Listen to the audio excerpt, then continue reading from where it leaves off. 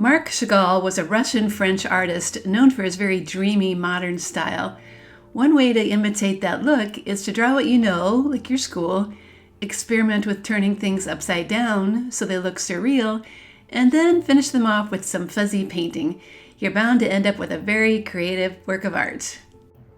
Hi, my name's Kathy, and I've been teaching kids how to draw for over 20 years now. My favorite thing to do is to show students that when you take things one step at a time, learning how to draw just might be easier than you think. Here are the supplies you need for this project. They are watercolor paper, that's pretty important, a pencil, paintbrush, and watercolor paint. I used this liquid type. You can also find a link to a free step-by-step tutorial in the description below. Let's begin by drawing a hill for our buildings. Make a curved line from side to side, about 2/3 of the way down the paper. Now we can add some simple buildings on top of that hill. I was thinking of my old school when I drew these. You could also draw your home too. Just keep it very simple with no details, and maybe finish with a tree or two.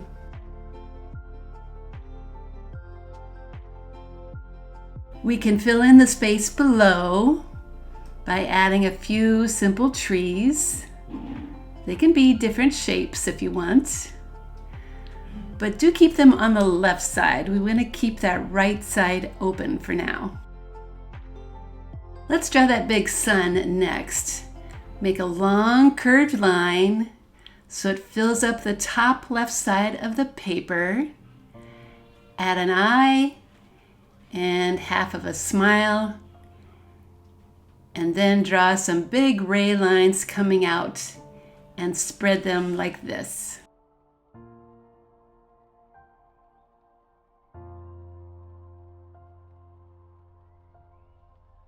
Now comes the part where we mix things up. Pick up your drawing and rotate it.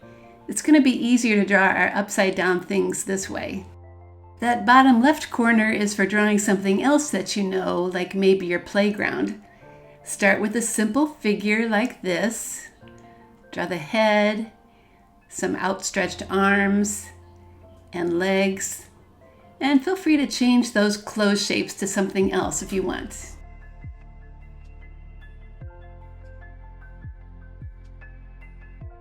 I'm going to draw a tether ball to the left of the body. It's pretty simple, but you could draw something else if you'd rather. Then, to give your person a setting, draw a hill line here too, and then add some trees or another building or something else to fill up that space on the left. With our paper still upside down, draw a car or some vehicle on the top of that curved line. Notice I'm still drawing very simple shapes. No need for any details. Okay, let's turn our drawing back so it's sitting in the same position as when we started.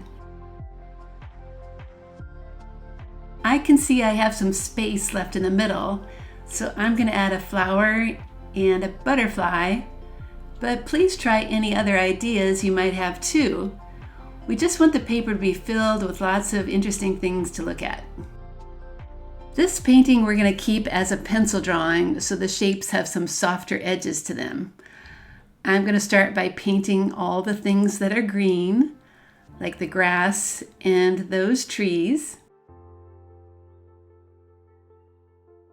Then comes the orange paint. I'm starting with those school shapes, and we'll continue up to the sun.